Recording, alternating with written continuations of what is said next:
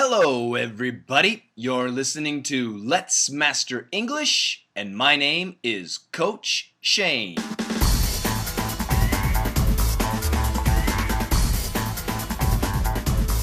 All right, it's podcast number 6. I'm very excited. Thank you so much for listening to my podcast. We got a great show today. First of all, some transcript news. Once again, thank you to Bettina from France and Jyoti, who's living in Texas, but originally from India. Those two have put together the transcript for podcast number 5. And you can find that podcast on our website, www.letsmasterenglish.com. So go there and check it out. There might be some mistakes. If you find something, leave a comment. And we have had a little problem in the comments section, but don't worry. You can still leave comments and we will solve the problem. And very soon, you'll be able to see them. Remember, my website, letsmasterenglish.com, is still in its infancy. INFANCY. It's infancy. It's still a baby. It's still growing. Okay, let me remind you, iTunes. You can get our podcast at iTunes, and in the future, we're going to make apps. So if you have a Google system phone or an iPhone, you can use an app and download it. So get that. And of course, you can also download the podcast on our website, www.letsmasterenglish.com. And I've discovered there are many comments from people. Many people have given me ratings, but I need to change the country on the iTunes application to find them. So today, I'm going to go to Russia, and I'm going to read the comments. Thank you so much to everybody who's leaving the comments. Next week, I'll do another country. In Russia, I have 9 ratings, and they're all 5 stars. Thank you! And we have a comment from Anonymka. You are the master. Thank you very much. From Answart. I like it so much. Thank you, Coach Shane. If you want to learn English, just listen to this. So interesting and fun. Thank you. And from Alex O. Is this my DDM, Alex? This podcast is really great. I've been listening the main daily English dictation series of this teacher for 1 year, and I could say that my understanding and pronunciation had improved significantly during this time. Every English language student must listen. Thank you, Alex. And then we have, this one is written in Russian. The ID is FGDGFF. Let me try my Russian. Спасибо. Перестройка, да. Водка, да. Воню, нет. Я тебя люблю. До свидания, американский. I have no idea what that said, but thank you very much. I really appreciate it. Then we have Steel Sochi. This is Max. It's Max, right, Max? I give 5 stars. Thank you. Keep going. Thank you. I really appreciate that, Max. And we have Anton Zagorodnikov. Anton Zagorodnikov. Hello, Coach Shane. Thank you very much for such an unbelievable way of training that sucked me in completely. This is the most effective and exciting English lessons I've ever seen. Good luck, Anton. Thank you so much, Anton. And one more from Olga Montenegro. Thank you. It's incredibly practical.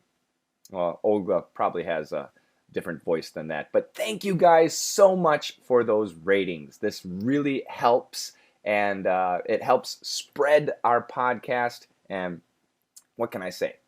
Thank you so much. Once again, next week, I'll introduce some different countries, a country or some different countries. And now it's time for the statistics of our podcast. Number one, continuously Russia, almost 2,700 downloads. Number two, Kazakhstan. They jumped from 13th place to 2nd place. Congratulations, Kazakhstan. Thank you so much. Number 3, Italy. Number 4, Japan. Number 5, China. Number 6, France. Number 7, the US. Number 8, Mexico. Number 9, Brazil. And number 10, Spain. That is the top 10. So we have 3 new top 10ers. Do we have 3 new top 10ers? Yeah, we got Spain and China. China? No. Anyway, we've got a bunch of new top 10ers. Kazakhstan jumped the most. Thank you so much. The rest of the top 20, right, hanging in there right at 11th place, just like last week. Saudi Arabia, 12th, Korea, 13th, Germany, climbing. 14th, Ukraine, 15th, Vietnam, 16th, Canada, 17th, Malaysia, climbing. 18th, Thailand, 19th, UK, and 20th, Singapore. So tell your friends, get into the top 20, and once again, leave some comments on iTunes. Give me a rating. 5 stars is always very nice. And I will read your comments and introduce your country. Thank you so much. Okay, we also had Did You Really Understand last week? I don't know if people like it, so I'm not going to do it this week, but I have to give you the answers. So, did you really understand last week? Question number 1. What is a swine? The answer, a pig. Question number 2. True or false? A horse is a man's best friend. False. A dog is a man's best friend. Number 3. Which finger had the problem? The index finger, or the pointer, the finger between the thumb and the middle finger. Number 4, what did the horse do? The answer was C, bit off a man's finger. The horse bit off a man's finger. And number 5, did the skin grow back? Yes, the skin, or the soft tissue, the bone, and the nail all grew back. Those are the answers. If you like this corner, please leave a comment and I'll bring it back. But for once again, podcast number 6, we do not have.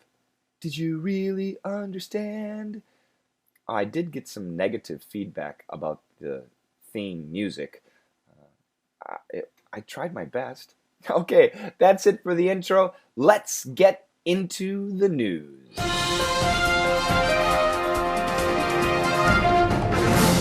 Oh, if I could just win the lottery. A lot of people dream about the chance to become instantly rich, but another winner has come clean. That windfall comes with tons of pitfalls. Willie Seeley of New Jersey took home his cut of a $450 million lottery recently and said, after he quit his job, bought new cars, and repaired his house, life got bad. Constantly being hounded by the media and long-lost relatives is a ceaseless burden. Hey, Willie, trade ya. Okay, did you basically understand? Let me read it one more time, a little bit more slowly. Oh, if I could just win the lottery. A lot of people dream about the chance to become instantly rich. But another winner has come clean. That windfall comes with tons of pitfalls. Willie Seeley of New Jersey took home his cut of a $450 million lottery recently and said, after he quit his job, bought new cars, and repaired his house, life got bad. Constantly being hounded by the media and long-lost relatives is a ceaseless burden. Hey, Willie, trade ya? Okay, So the story is about the lottery. Does everybody know what the lottery is? Lottery.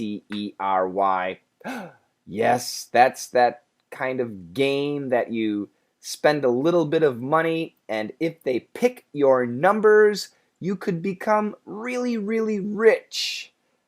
I know in America we have lots of lotteries, and there's a lottery in Korea. Probably you have a lottery in your country too. Did you ever win? If you won the lottery, please send me an email. Let's be friends. Okay, but winning the lottery sounds wonderful, but I guess life is not that easy. Okay, let's go to the first sentence. Oh, if I could just win the lottery. Oh, I wish I could win the lottery. We have to say could, could, because it's something that hasn't happened. If I could, if I can, actually, many Americans do say if I can, but it tends to be wrong. Grammatically, if I could would be the conditional. If I could just only win the lottery, I wish I could win the lottery. A lot of people dream about the chance to become instantly rich. That's true. Maybe you. I have, sure. At times you hear about a big lottery. Boy, if I could win that lottery, I would be instantly rich. Instantly. In a second. In a heartbeat. In the blink of an eye. Instantly rich. Rich, of course, means having lots of money. Well, in this case, that's what it means. A lot of people dream about the chance to become instantly rich. But another winner has come clean. Another winner, another lottery winner has come clean. So what does come clean mean? To come clean means to confess, to speak honestly. So in daily English and slang, we sometimes say, he came clean, he confessed, he has spoken honestly, he told the truth, he fessed up, Fessed, fessed up. Fessed up comes from confessed, confessed. So to come clean, Comeclean, 2 words, he came clean, I want to come clean. I'm going to come clean tomorrow. I'm going to tell the truth tomorrow. But another winner has come clean. So there's a lottery winner and he has come clean. He's telling the truth about this dream that everybody has to become instantly rich. That windfall comes with tons of pitfalls. Oh, we got 2 good words here. Windfall, Windfall. A windfall is a huge one-time benefit, usually money. A windfall, a jackpot. That's the idea. So if you win the lottery, that is a windfall. That windfall, winning the lottery, comes with tons of pitfalls. Tons of, lots of, many, many, many, many, many. Pitfalls. Pitfalls. So we had windfall, which is 1 word, and now we have pitfall. Plural form, pitfalls. Pitfalls means problems. Oh, interesting. So windfall means a huge one-time benefit, and a pitfall is a problem. So that windfall comes with tons of pitfalls.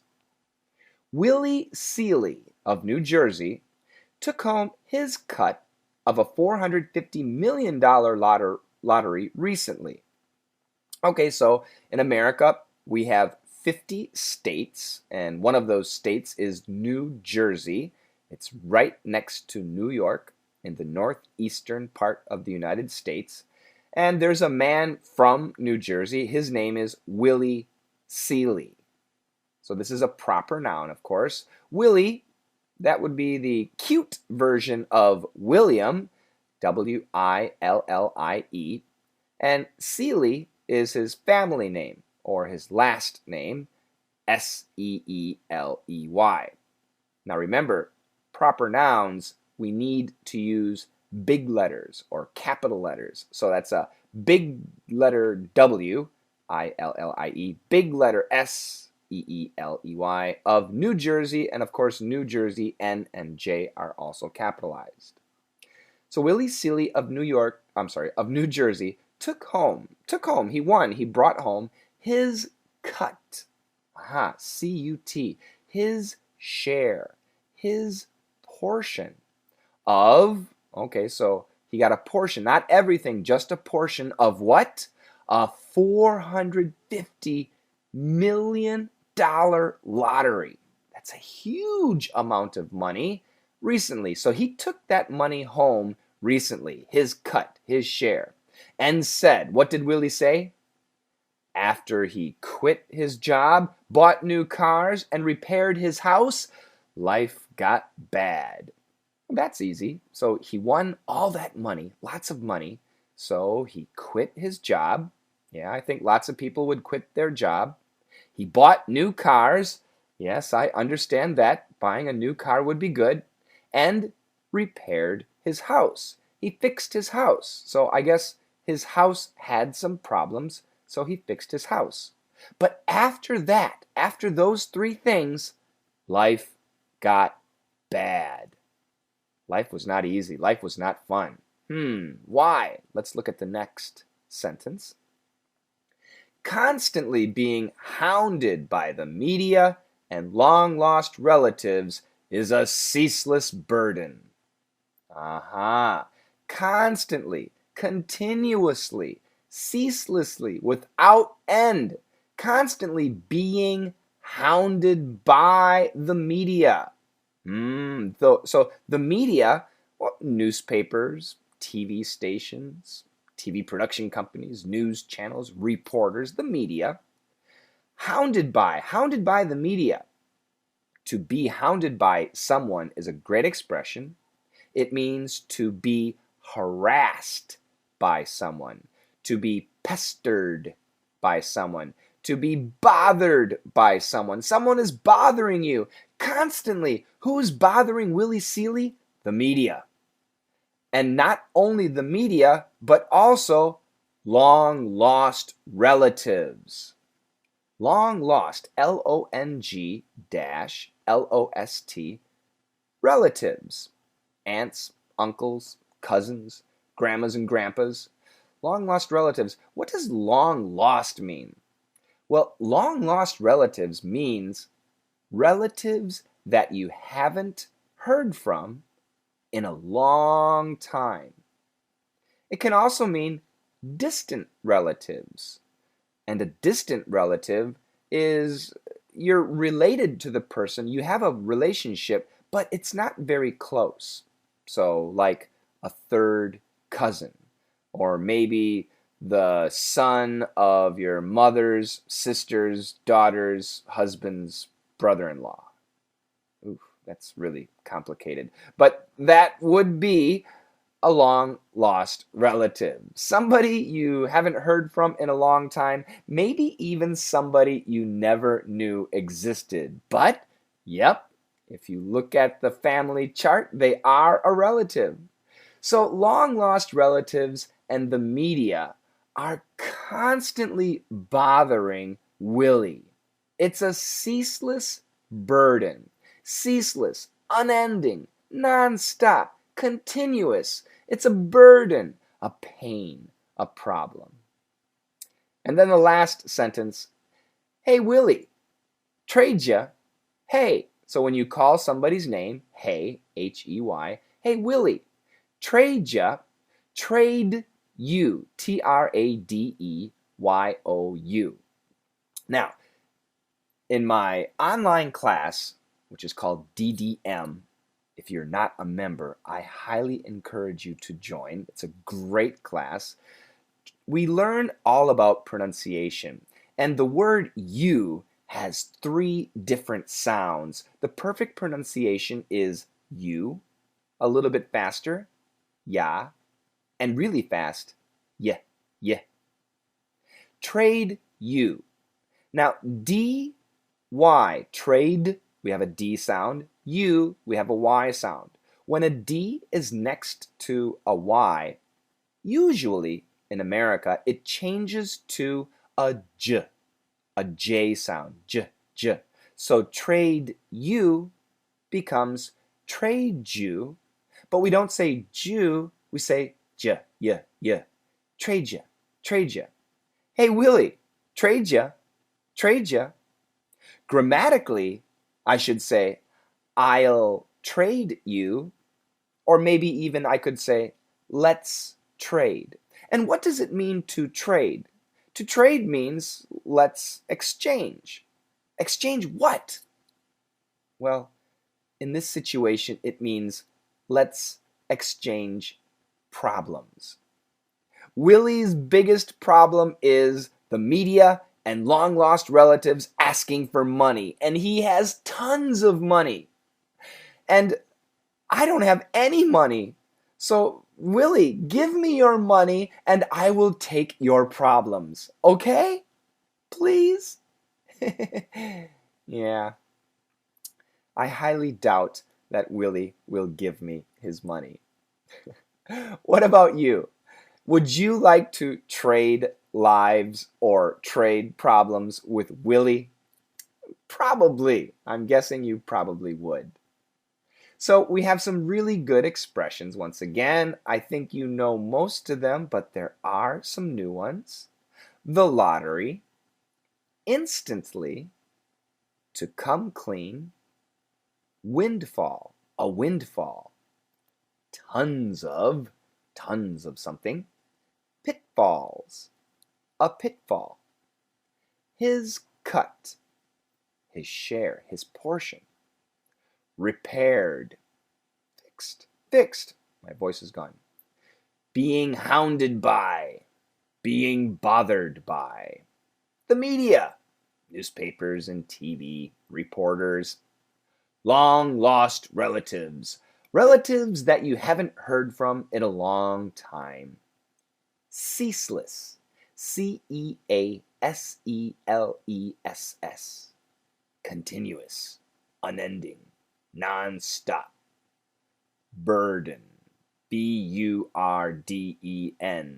a problem. Trade ya, let's trade, let's exchange. And of course, we do need to have an object. So lots of good words. Now, I'm going to read the story 2 more times. The first time, nice and slow. The second time, normal speed.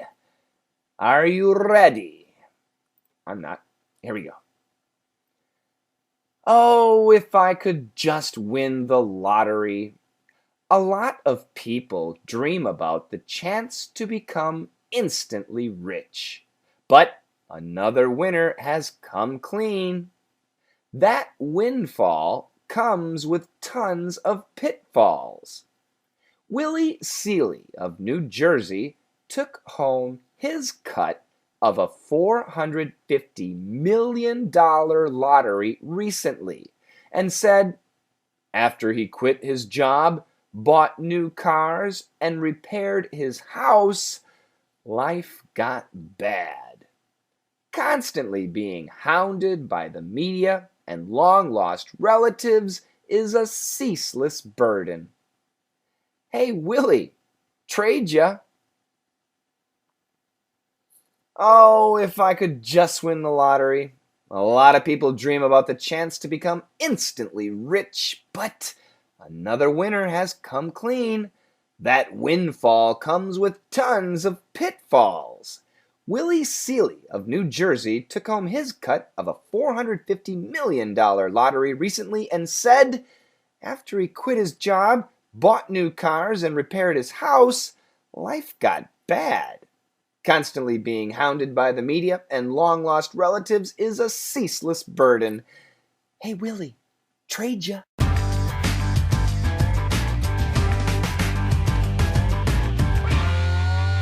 It's question and answer time. Today's first question comes from Quoc Bao Bui, and I'm guessing, it's probably a good guess that this person is from Vietnam. He's wondering how to pronounce you'd been there. You had been there. What I mean is whether the N sound and the TH sound are linked. Aha.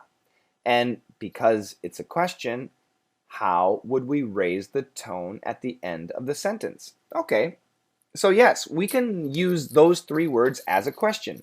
Oh, you'd been there? You'd been there? Usually we'd say you've been there, but I guess in some situation you had been there is possible. Now, first of all, we stop at the D. You'd been there. And the question, is the N and the TH linked? No and yes. Now what happens, and we study this in DDM, the N cancels the TH, but in the TH place, we add an extra N sound, okay? Now, Americans automatically do this. We don't think about it. It's what happens. So the fast pronunciation is, you'd been there, you'd been there, been there, been. So you got the ben with the N, and then another N with a nair. You'd been there, you'd been there. Oh, you'd been there, you'd been there. And like you said, because it's a question, we have to raise the tone at the end of the sentence. So try and repeat after me. You'd been there? You'd been there? Oh, you'd been there? And that's it. I hope I answered your question. Our next question comes from Yezil.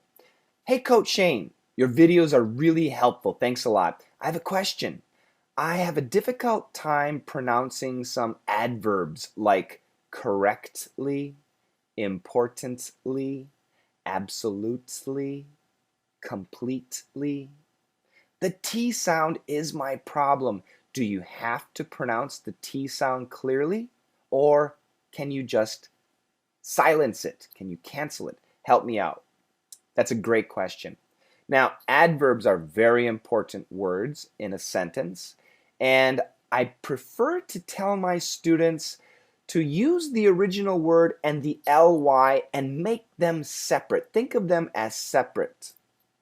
In other words, correct, stop at the T, correct, don't finish it, don't go t, but go to the T, correctly. And right at that T place, go for the L sound. Correctly, correctly, importantly, importantly.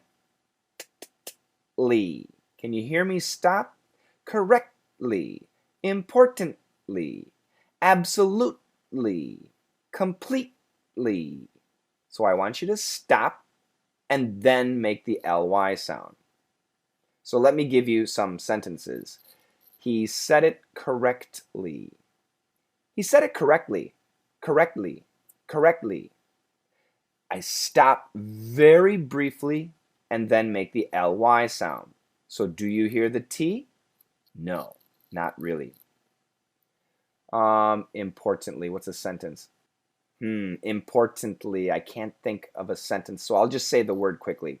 Importantly, importantly, importantly.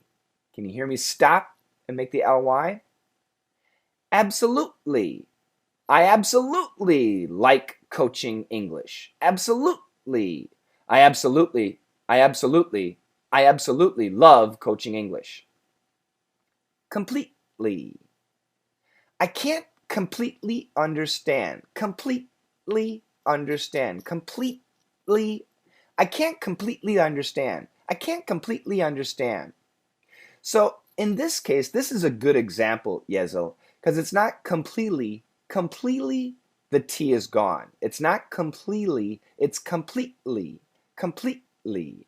So we need that stop. So I call that a stop sound. So can the T be canceled? No, it should be stopped. but the ly is very important. So after you stop, make that ly sound very clear. And once again, remember, adverbs are important. So if you're nervous about your pronunciation, just say it a little bit slower. Gorilla Churchill. Oof, that's scary. Has a question. Please help. Hello. I can't seem to pronounce the word rear correctly. R-E-A-R. When I say the word, it sounds like I'm not even pronouncing the R's. Well, Gorilla, or should I call you Churchill? If you're not pronouncing the R's, it sounds like eh. So this is tough. Rear, rear. Can you hear that very clear R sound?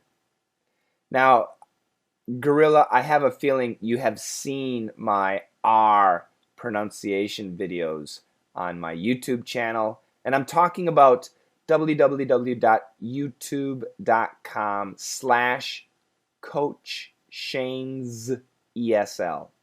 All one word, Coach, C-O-A-C-H, Shane's with an S, ESL. Coach Shane's ESL. I do have many R videos there. So it's tough for me to teach the R pronunciation without me actually hearing your voice. But watch the R video and then see if you can mimic this sound. Rear, rear. Let's say real, R-E-A-L. Real, real. Let's say real rear. In the mirror, M-I-R-R-O-R. That's a real rear in the mirror. Real rear mirror. That's a real rear in the mirror. I don't know if I helped you, Gorilla or Churchill, but I hope so. Rear, rear. Your tongue stays in the same position. And once again, check my videos. I actually think I might have a video about R-E-A-R. Do a search and see if you can find one. If not, I'll make one for you. Vladzaradan, Vladislav Zarina Daniel. Wow. Vladzaradan, Vladislav Daniel. I'll call you Vlad or Daniel. Has a question. I hear when you read fast, they are there. It seems to sound as if the TH sound in there, T-H-E-R-E, becomes an R, melting into the R sound in there, T-H-E-Y-R-E. Excellent observation, Vlad. That's right. They're there. So they are there. So first of all, they are there. We can just say there. The same pronunciation as T-H-E-R-E and T-H-E-I-R. Those three words can sound the same. So they are there. They're there. The faster we say it, they're there. They're there. They're there. And yes, that R sound can cancel the TH. The R is part of the strong family. The TH is part of the weak family. And these are pronunciation tips that I talk about in DDM. Yes, I want you to join DDM. Thank you very much. But it's a great question. And Vlad, my simple answer is yes. It's not, if you ask an American, a regular non-English teaching American, they're going to say, you're crazy. But actually, that is what happens. And there is a reason, and it's the reason that the R is a strong sound and the TH is a weak sound. So listen again. They're there. They're there. They're there. They're there. They're there. Oh, they're there. They're there already. So that second TH does get really tough to hear. Thanks. And I've got another question from Anthony Navarrete. You're pretty lucky I'm answering two of your questions here. Coach, how do you say help out with this? Do you pronounce the T in out? I can't hear the T when people say that phrase. Okay, great question. And it goes back to the first one, with the adverbs, like correctly, correctly. It's a stop sound, okay? So help out, stop it right at the T. Don't finish the T. Out. No, no, no. Just out. Out. So your tongue is pressing against the alveolar ridge, that little part that sticks out in your upper roof of the mouth. So help out with this. And the THs, by the way, go together. We only keep the second TH. Help out with this. Help out with this. Hey, can you help out with this? Help out with this? Help out with this? Help out with this. I want you to help out with this. Now, actually, some Americans, if they say it super, ultra fast, the T might disappear altogether. And that reason is lazy pronunciation, or just because it's super fast. But generally, the T is going to stop. I want you to help out with this. Help out with this. Help out with this. Okay? I hope that answers your question. Seba, 1435, or is it Seba, S-E-B-A 1435 has a question. Hello, I've got a question about something that bothers me. It's a transcription for the word such as excuse, E-X-C-U-S-E, external, E-X-T-E-R-N-A-L, and so on. It's written the first part, and then they use the IPA symbols. I have to admit, to me, it sounds more like a schwa sound than an I. So it's written excuse, external.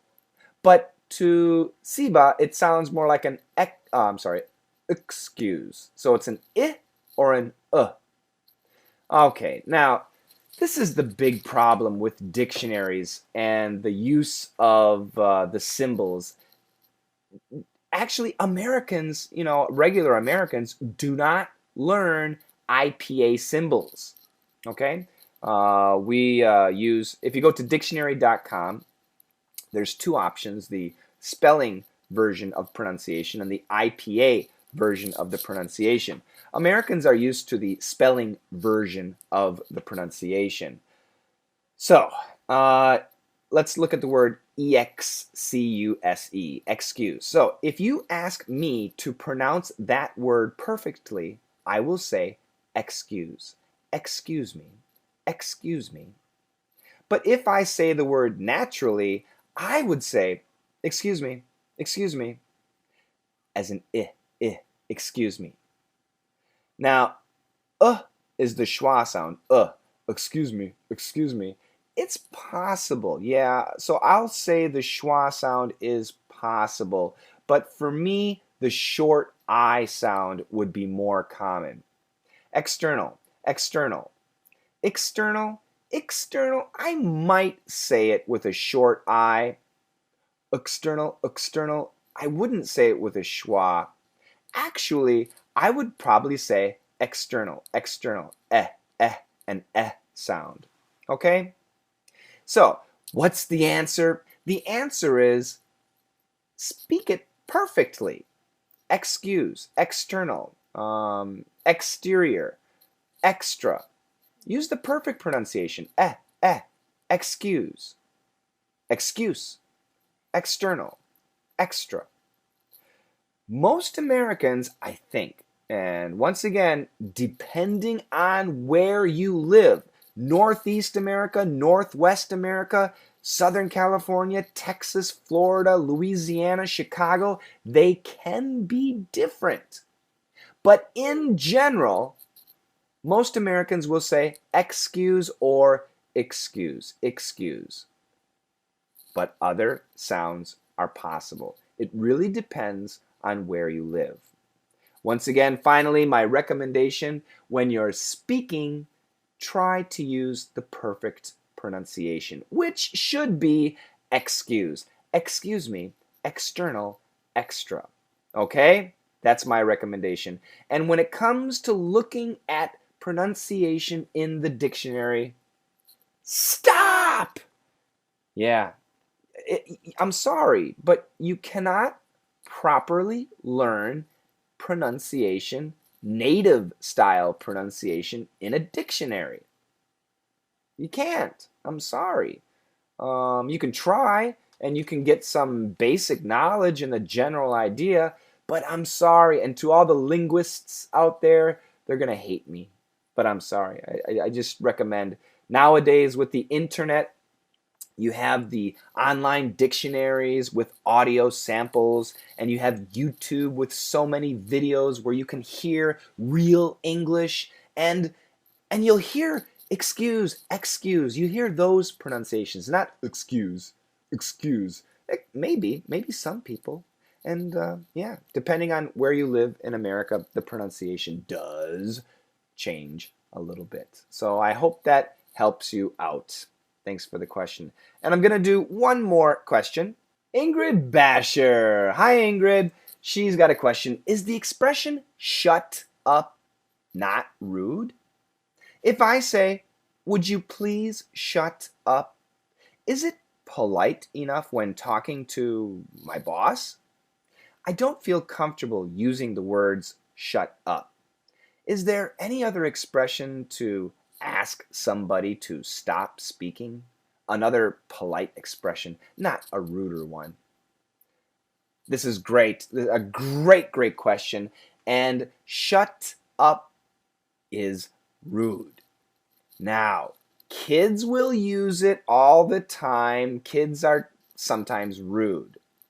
And if you watch Americans or a sitcom, sometimes you'll hear somebody say, shut up! But they're not telling the person to be quiet. They're actually saying, oh, I don't believe you. Really? Is that true? So, however, when you want somebody to stop talking, I really recommend you not say shut up, especially to your boss. So even if you say, would you please shut up, that's not polite. So the best way to tell somebody to shut up in a polite way would be to say, would you please be quiet? Would you please stop talking? And it might even be better to say, would you please stop talking so loudly? Would you please keep it down?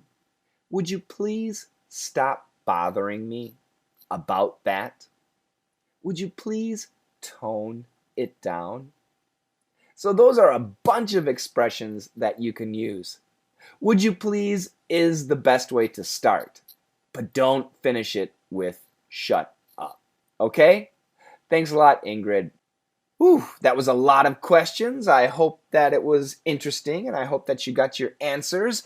And now it's time to move on.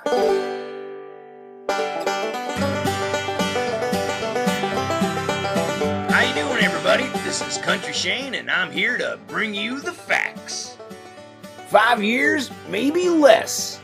That's how long it takes 90% of lottery winners to spend their money. All of it. 5 years. Damn. This has been Country Shane bringing you the facts.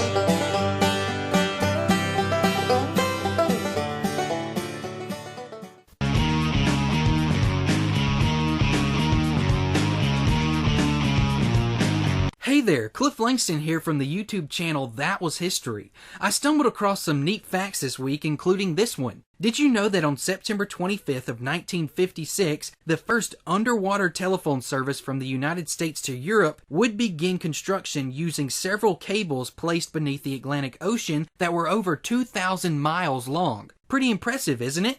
If you would like to learn more about great events from history, be sure to join us. Simply search That Was History and you can follow us on YouTube, Facebook, and Twitter.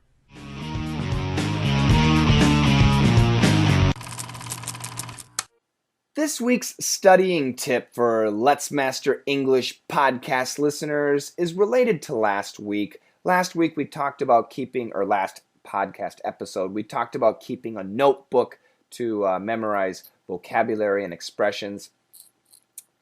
And I think I mentioned this. The best way to learn is to teach. As soon as you learn something, teach it. So this week, I really want you guys to focus on making a blog. Go on. Everybody's online. You're all using a smartphone or a computer, so you have no excuse. Make a blog. I'm guessing every country has their own blogging system. I have a blog. I use Blogspot.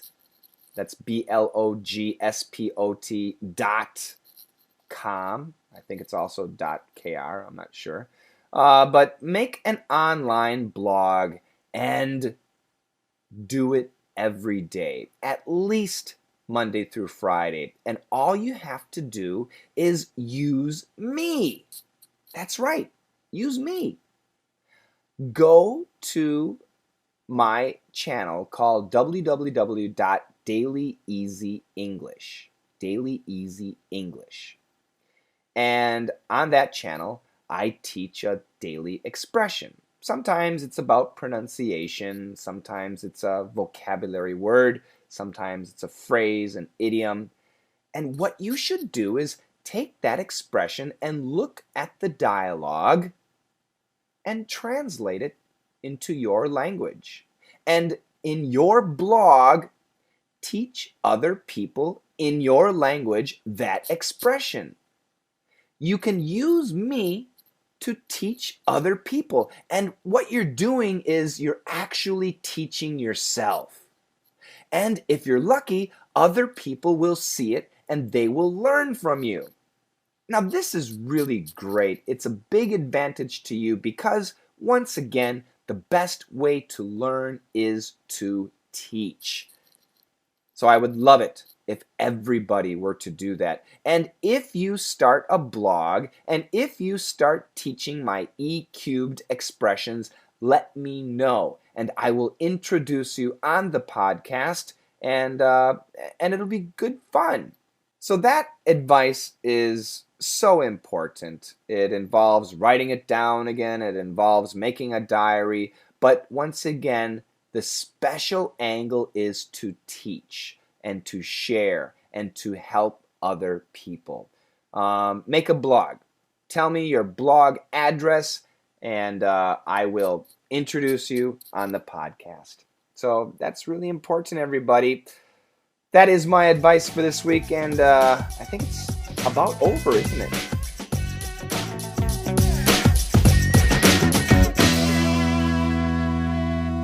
And that's going to do it for me today. I hope you enjoyed this episode of Let's Master English.